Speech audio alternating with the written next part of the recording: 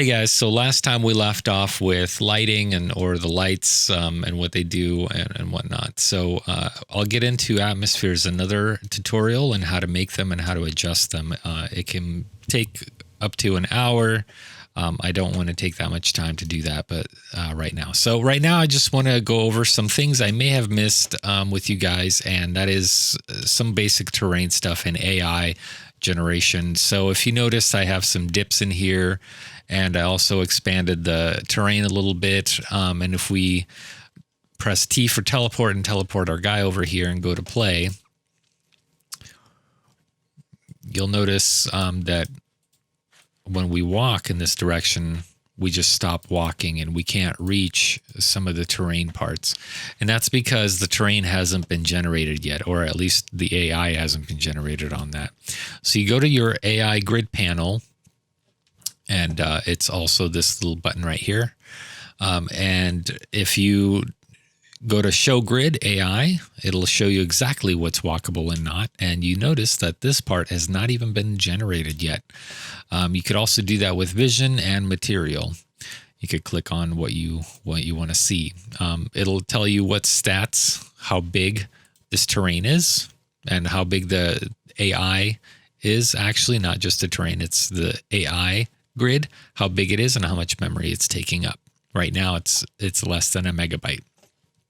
Okay, so if we hit this good old full generate button, it'll generate everything in Vision, or everything that can be generated, it will generate. And now you notice that the size has changed and the memory usage has increased, right? You notice that this is red and unwalkable because these two terrains are not linked in any way.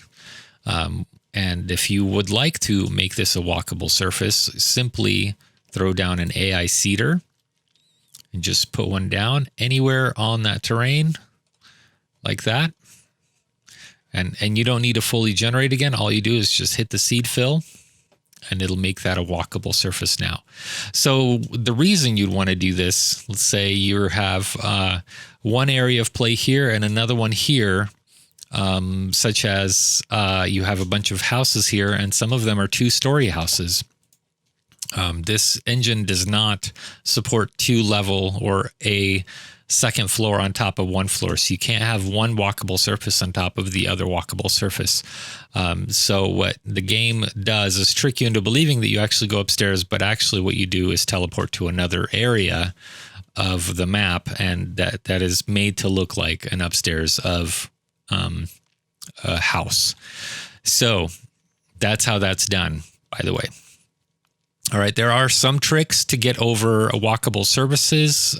If you have, if you want to cross a path over a walkable surface, I've done this in the past with ladders.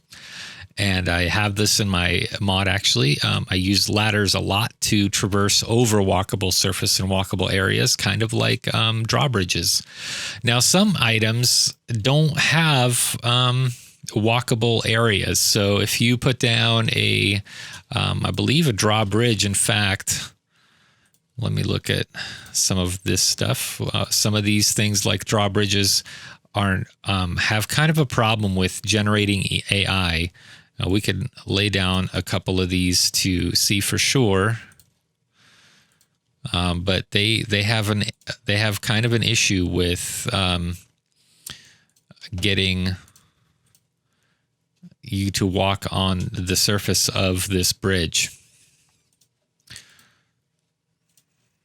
So if we go all the way down with it, like so, there might still be a problem with this. Now, we could definitely test this out. You could look at the taskbar and see if it's walkable. Everything on here should be clickable and adjusted. So we're going to scroll down to walk on. Okay, so the walk on is checked. So that should be a walkable surface. We can test that by putting an AI seeder right on top of that little guy there. Okay. And you probably can't reach it since there isn't really a ramp. We could test this out by simply raising the terrain just a little bit here, right, until it's kind of clipped into it. So this might work and might not, but some items do have issues with having walkable surfaces or not. So if you have a little area like this that you adjusted, what you would do is actually just go to the select tool, select what you want, and do a partial generate and click what you want. I always have these on everything, so it doesn't really matter to me what I generate. I just partial generate everything. So if you notice, it did not generate our item. And this is where it's some issues can arise. So let's go to play, save all this, and let's see what's going on. If you notice, she's not walking on the drawbridge itself. It's an item that can be used. However, it's not something that you can actually walk on yet.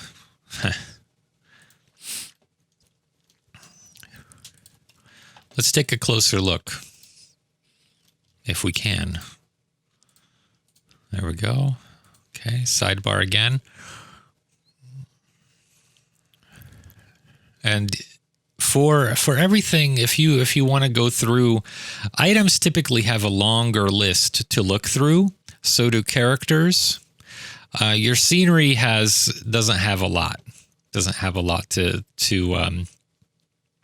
not a long list, not like this. But this one doesn't seem that to have a nice walkable surface click on there. And it's usually actually up top. In contrast, if we go to something like a bridge, like this, and this is under scenery, and place that, and we'll drop this bad boy down. And now I'm using keyboard shortcuts, so if you're not seeing my mouse flying around without that, it's because I'm using 1, 2, 3, 4, 5, and so on and so forth. So we have this selected, and this is also walk on. Clicked on there. Should have a walkable on there as well, but sometimes it doesn't. I'm very good at making my points and very good at planning this out ahead of time, as you could see.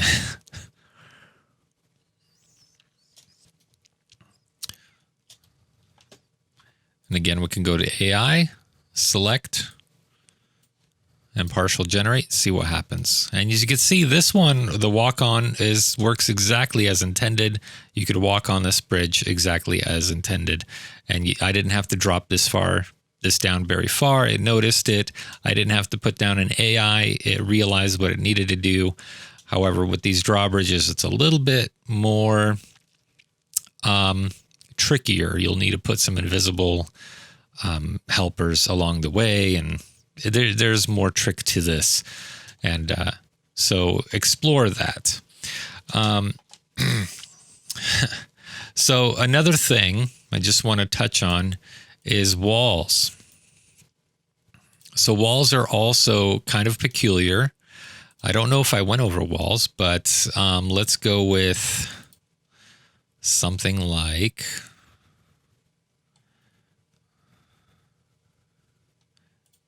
not a roof, maybe a house. I don't know.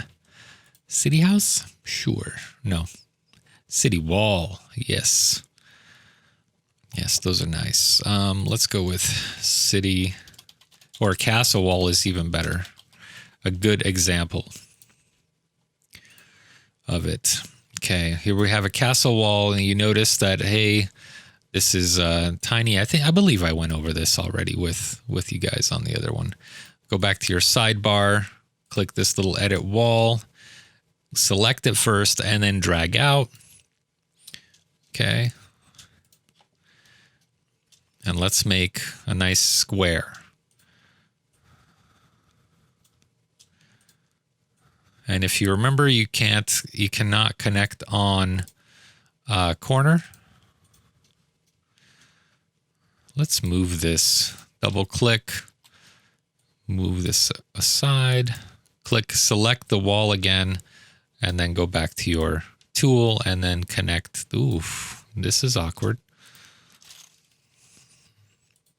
Sometimes it'll do that with these giant walls. There'll be just enough space. Okay, so we have this connected.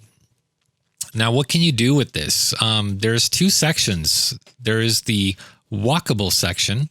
If you click this, that means that you could walk on this top path. You could walk on top of it. And then there is the walk on selection, which is right here, walk on, right? So that's kind of odd, right? Why would you have those two different selectors? So let's make a create door. So we'll have this door and we'll see what the difference is. So let's start with clicking walk on off. We won't have that on. Okay, and see what happens. Not before choosing something like materials. So here's a building layer. Inside this building layer, you also get to choose the floor. So material resource, let's go with type in floor, and you can just use just about anything. Let's go with the paving. You won't see anything until you select what you want, either floor or roof. We'll go with the floor, and you can raise it. That is not it. That's the floor layer height. You could raise the floor layer height, or you could lower it. And you don't have to raise it by just one. You could raise it by 0.1, 0.01, 0.001, and so on and so forth. So you won't get that clipping. It's a really nice effect. You could also change it to a roof type instead of a floor, and it'll pop it on the roof. Now, this will work on some of them. It won't work on all of them.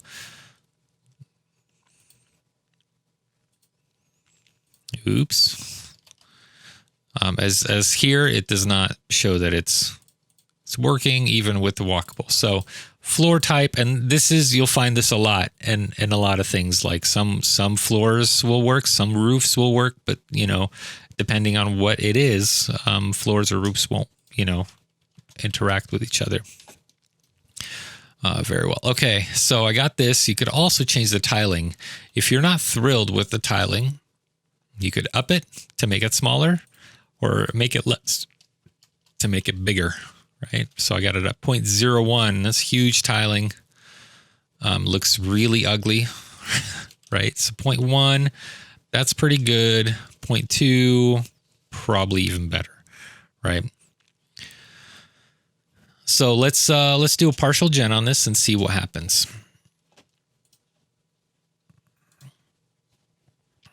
And if you notice, the rocks, I moved the rocks, but the red part was still there. That's because the AI stays. If you move something, you need to regenerate the AI.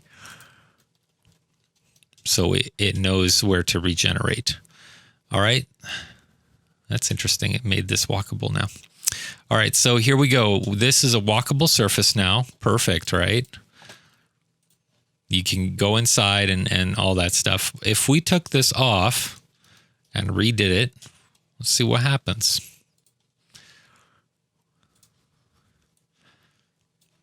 Always like to show every kind of thing. Oh, nothing happened. I wonder why. I don't know. It probably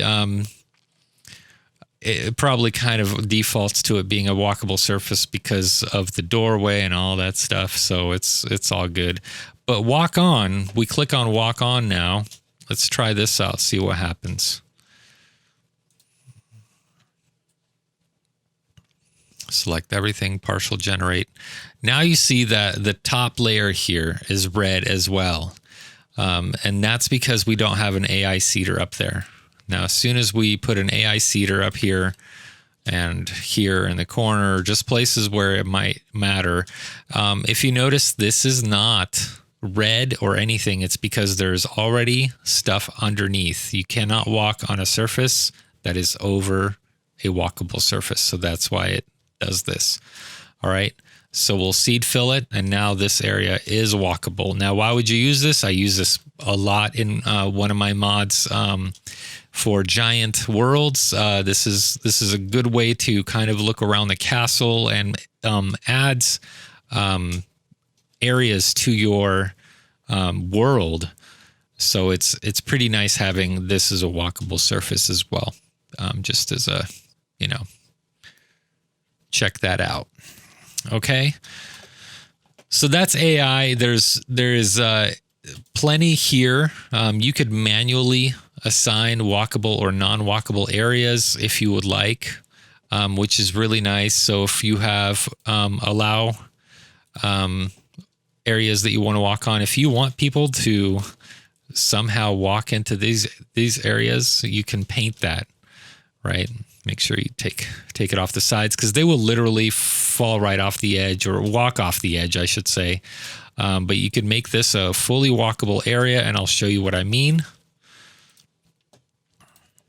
It'll look really awkward, but they'll walk down and back up. Because this is already rendered, they'll just walk right on down and right back up. So you could make anything a walkable surface. That doesn't have to be too steep or whatever. There's not, nothing, no such thing as too steep when you're painting. All right, so you could also block areas that you don't want people to access, and that'll look purple, right? So if you want manual, like if you don't want people to go up here, teleport, or anything like that, or any kind of blocked walkable surface is also a teleport blocker. So people can't teleport onto a surface that can't be walked on. So, you might not want people to climbing up that mountain. So you'll block it. You could also do the same thing with projectiles. You could block projectiles or allow pass through of projectiles. You could paint surfaces, which is awesome. Let me go back to the movement here. I'll throw this down a little bit so you could see, and you could apply just about anything on here. It'll allow you to do just about anything on here. Be careful on putting things like flammable things next to or touching fire things like lava, because they will ignite. I made a mistake of putting fire barrels too close to lava, and lo and behold, they blew up upon, doing stuff. Irreplaceable. Now, if you want clouds, a new thing will appear. Explosive clouds, right? Things like that.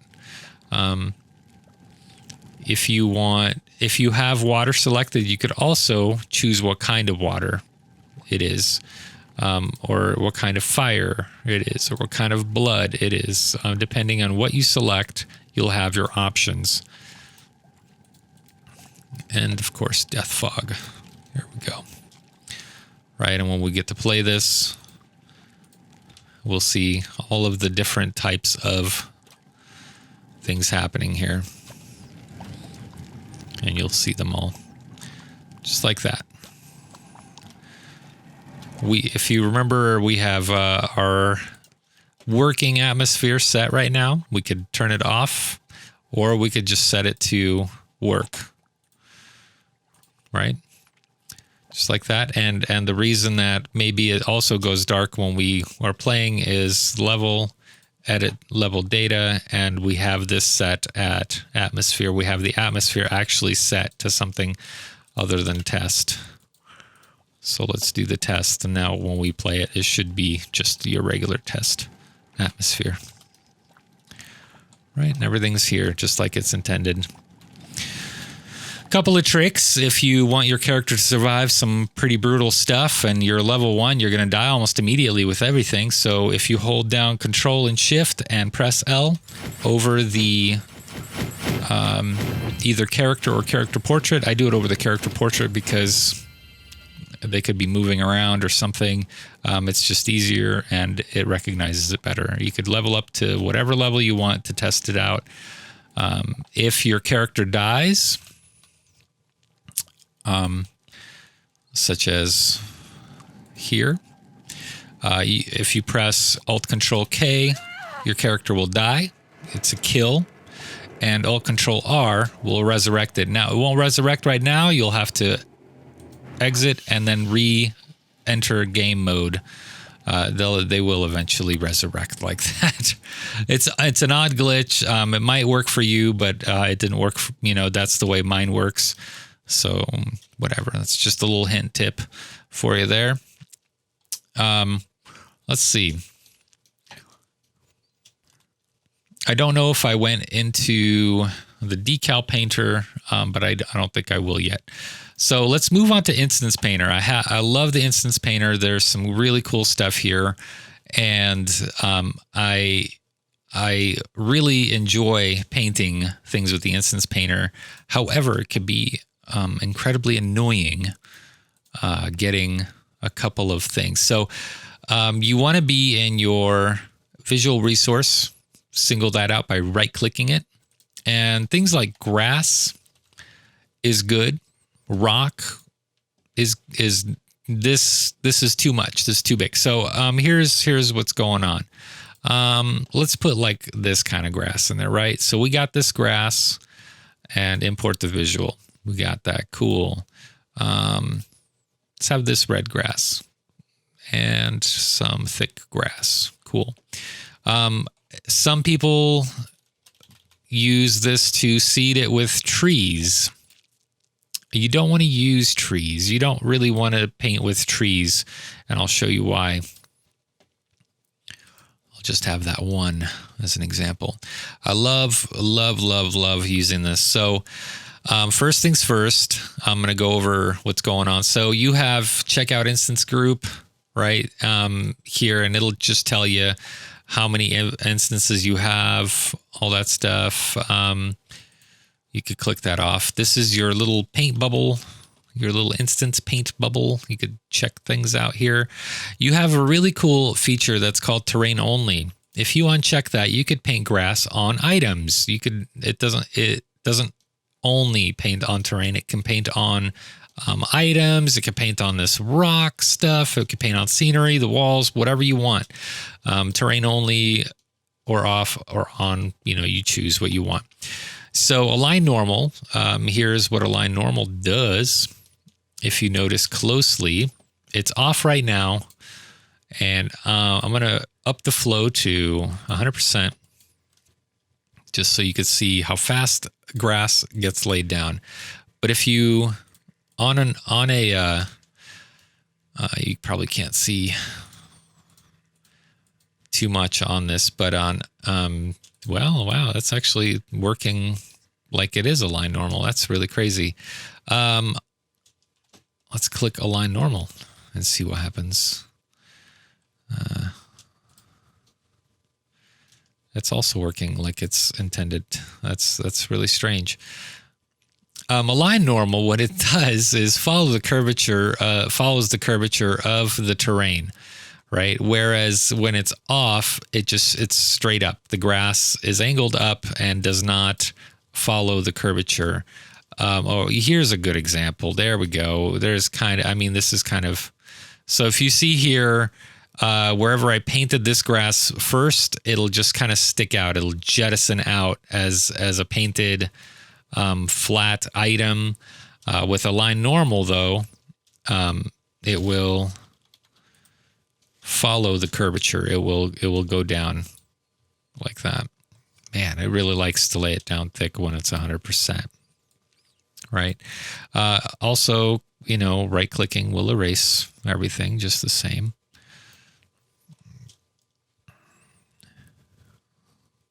You could also just delete it, if you want.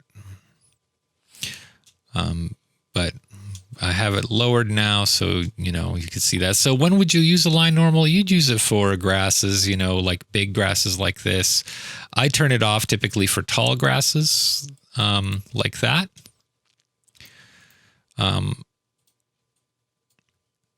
Because I want grass to stick straight up, so. Now it's kind of weird. You're looking at this and you're like, yeah, there's a lot of patterning. If you hit the random Y rotate, it'll rotate every time you click, right? And I also like to adjust the scale, and I don't adjust it very much. I just go down to 0.8 or so. So there's different sizes of grass being put down now. You could select all of these, align normal, nice 60% flow, rotate with a 0.8 scale minimum, and start just going buck wild and putting down all sorts of stuff. Now, you don't want to get too heavy on this because this does take memory resource and your average instance count goes up. And so you gotta pay attention to your little, batch instances and where it's heavy.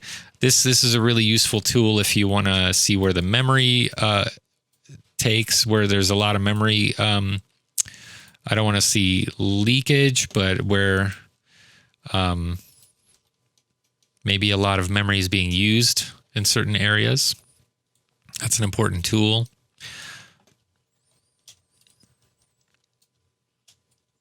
To use.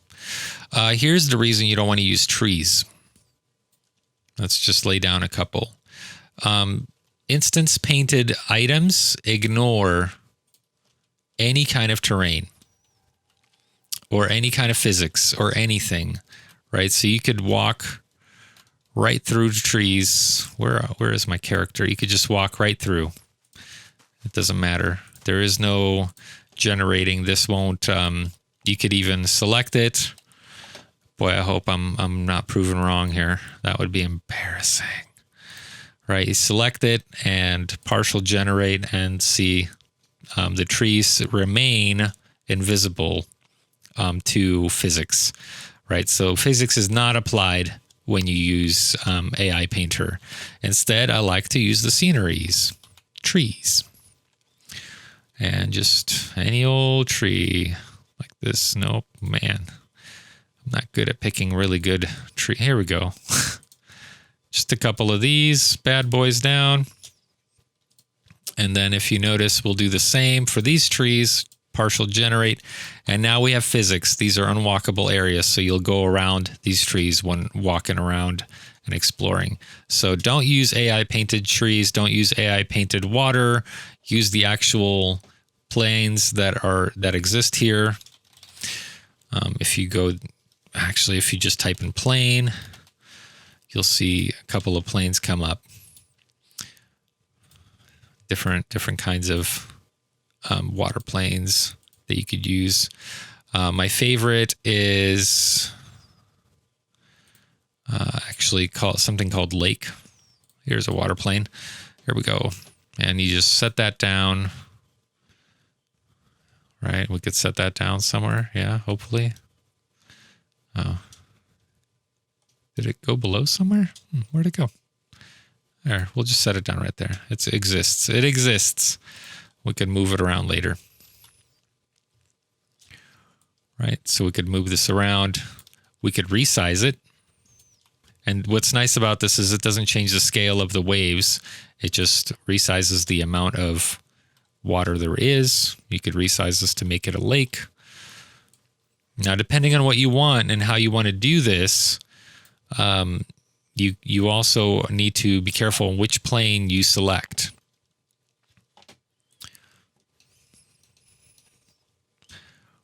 Let's drop this down so it looks like some kind of a lake there. So some of these come with physics, some of them don't. So be careful with that. All right. And the way you know almost immediately is if you select it and then do a partial gen. And if you don't see If you don't see kind of a weird alternating checker pattern around, then that does not have a physics attached. Unlike the seaplane. Nope, that's not it.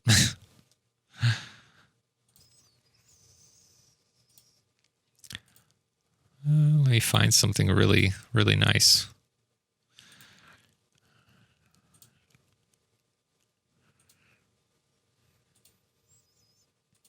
You guys could listen to some heavy metal if you'd like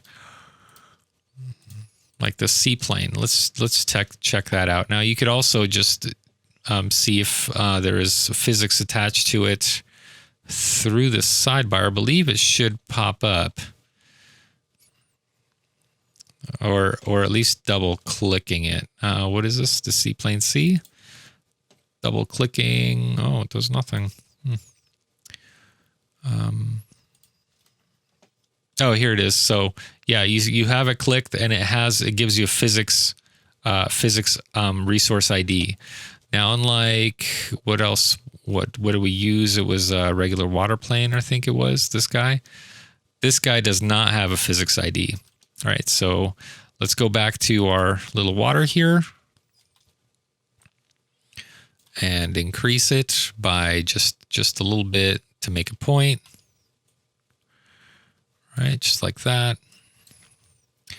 And go back to our AI grid panel. We could close out of that. AI grid panel. Again, partial select, partial generate, and you could see the checkerboard pattern around it. What's the difference? Why do you care, right? Why would you care about that? Here's why. Here's why you would care about it. When you walk in, you get wet. Right? That's why you should care. When you walk into a regular non-physics water, you do not get wet. There's no reaction, nothing happens. So that's the difference between a physics water pane and a non-physics water pane. If you notice, they're kind of the same in waves and all that. They're pretty similar. What I've managed to do is sometimes I'll use a physics pane. There's a completely clear water one, and I'll just put it slightly below the actual water pane that I want to use if it's a certain kind of look that I'm going for. All right. Oh, there seems to be. Oh, that's the water I'm using already. Okay. Whoops. That's a big no-no. I just deleted my terrain.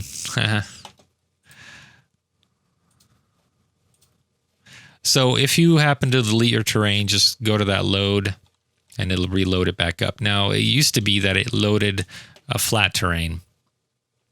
It looks like they fixed that. Thank God. Because if you did that on accident and you had to get it back, then yeah, that was a bummer. It was a huge bummer.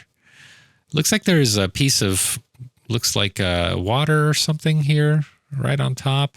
Or is that just the same water here? That's weird. It looks weird. Oh, there is some water right there. It's just really transparent, translucent from the first time I put down water.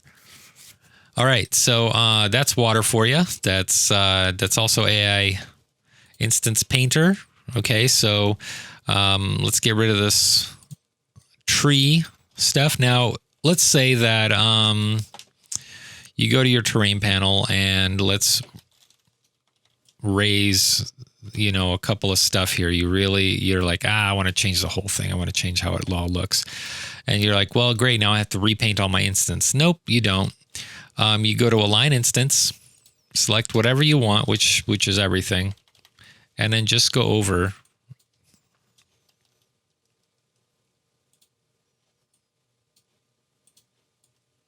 Oh, right. I got confused for a second. I'm like, why isn't this working? Of course. We didn't regenerate the AI. So step, it's 118, regenerate the AI, partial generate. Okay. Then go back to your instance painter, go to the update instance painter, select everything, and then update. Really?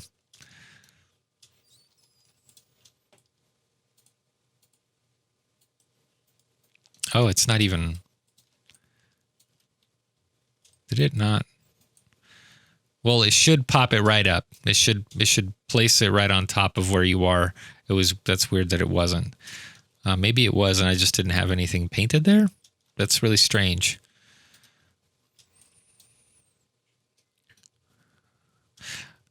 That's odd. I'll have to look into that. So you could randomize scale. You could random rotation and realign everything. And that should work, but sometimes I guess it doesn't. Odd. Removing floating things. So if you set, I don't want anything floating above 40, you click that. You say, I don't want anything within, I don't know, 50, half a yard. I don't want anything that's duplicate. You remove. And everything that is a duplicate within that amount of space gets removed. This is really nice for if you don't want... oh, there's your nice little thing there. They're re-updated. Maybe this little thing has a problem. Is having a cow because of that. So anyway, so let's take a look at painting again without terrain and how it looks. Like there you go. You could paint on top of that. You could paint on any walkable surface like that. Any old thing.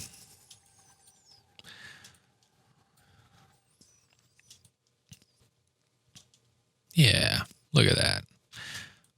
Can you paint on characters? Yes, you could paint on characters. Wow, I didn't actually know that. Can I paint on these trees? Probably not, but it's all right. There you go, right on top of that. All right, so you should be careful if you're doing that because it's pretty obvious why. It can get carried away and put a bush on top of, or some grass on top of a cupboard or something, cupboard, like that, bookshelf. So that's that for you. If you want to get rid of it, just click the X. Click the X. Get rid of it. That's done. It's all gone. You could start over. If you want to load it back in, hit that load, and it recovers everything. Right? Not until you hit. So if you hit save, load don't work no more. So be sure not to hit save. So the AI painter covers up a lot of these weird little things that happen with the material or the terrain painter. And like I've said before, you get these kind of square shapes that could come in if you want a little bit, and it's hard to get diagonals. It's hard to do a lot of stuff. Well, the AI painter actually helps with that, and that's comes in really handy. Also, if you're just like, man, this grass is really just too thick. It's too, it's got too much. How do I say, patterning going on. You could reduce the, here, let's just do it this way. You could reduce the clamp. 0.6, I believe, is good for grass. And you could notice immediately that it's very thinned out, that's the maximum, right? And you could even change the strength at which this stuff is applied and how fast it's applied. 4 is still kind of strong. You can go down to 1 and see how fast stuff goes and grows. And there it is. And the more you move your mouse, the faster things come on. So if you're like, super into detail, that's how you do that. If you notice that it replaces the current grass that you have with this clamp. So you could absolutely change the clamp up and, grow that grass that way. You can have a nice smooth fade. Every clamp or every material has a different clamp amount. So it's not consistent. If you notice, 0.6 and 0.7 are very drastic. It's very dramatic change. So this is 0.6, this is 0.6.5, and this is 0.7 right here. So very dramatic in change. 0.8, 0.9, and finally just at 1. 1 is full strength. It's 100%. Just like that. Make a little path right there. Okay. What's nice about having a low strength during this clamp is it adds on very slowly. If you notice the other way, when you reduce clamp, let's go back to 0.6, it immediately replaces it with the low clamp. But with this, it's a slow burn, right? So it's nice and slow growth, right? So you could get a nice fade going in, right? I recommend if you're doing this kind of thing, start out with a pretty low clamp, strength it up to 16 or 6. 6 is pretty strong. 10, I think, is the strongest. I don't notice a difference between 10 and 6, to be honest, but cover whatever area you want to do. You want to paint with your low clamp, and then you could even just go to high clamp with a low strength, maybe even a 0.8, and then start working in the fades. It'll you could change how it looks from there. So it's not an immediate replacing, and you could really start painting and stuff, like this. So that's what I advise.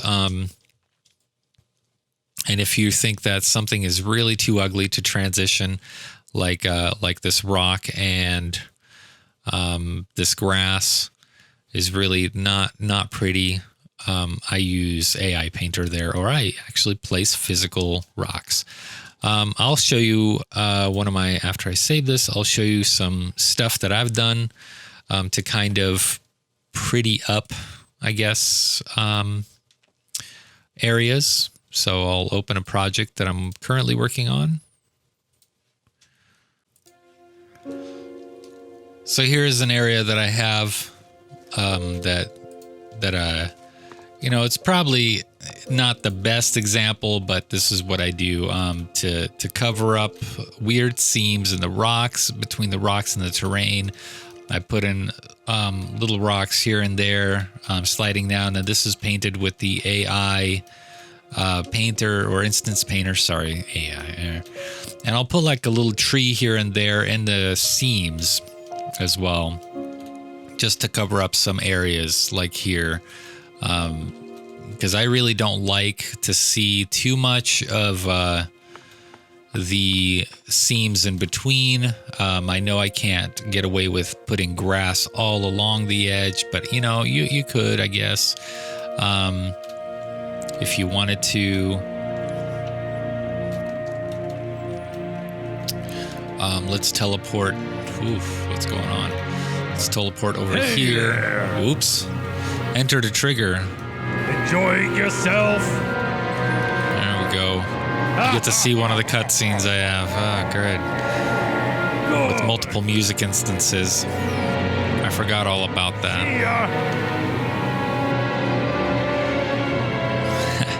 If you notice, character movements and character animation for this is a little bit strange, and I noticed that when I made this guy huge, is the thumbs and the hands are really, really strange and act really weird.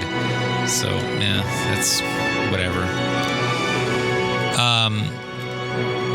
So anyways, this is one of my favorite areas that I did. I really like it. I think it's one of my stronger areas as far as design goes. The beach area with the rocks, they just blend really nicely, and you can really barely tell that there's seams and stuff, and that's what I really like to cover up, is those weird polygon seams. And it all works really nicely together here. So that's kind of my goal, is to do that for everything. Of course, not everything will do that, so it's up to you. More areas that I really like is this beachfront area, kind of strange to have water here, but I really kind of like it. For some reason, it works. That's not supposed to happen. Whatever just happened wasn't supposed to happen. There we go. That was strange. Little rocks peering out. I like that. I'm really confused why the atmosphere is going bonkers right now. It's not supposed to be. But yeah, just kind of, look around your map. And the best way to really check things out is to walk around. Now, I have two different terrains actually going on right here. This is one terrain and this is another terrain. And they're both different. And I've merged them together, I guess, so to speak. So, but yeah, play around with how you want things to look. You'll get jaggies, and as much as you want to smooth them out, you will smooth them out. You'll smooth them out, and then they'll just pop right back. So I've given up on that edge because they just seem to come back, But yeah, anyways, I wanted to just show you that a little bit, and then yeah. So that's that's the level you can get, and you probably do a lot better than I can or I have, planning wise, because these just don't go away. It seems. Yeah, whatever. All right. Thanks for watching. If you want to see a particular tutorial, let me know. Write it in comments. I will do my best to accommodate y'all. All right. Later. Bye.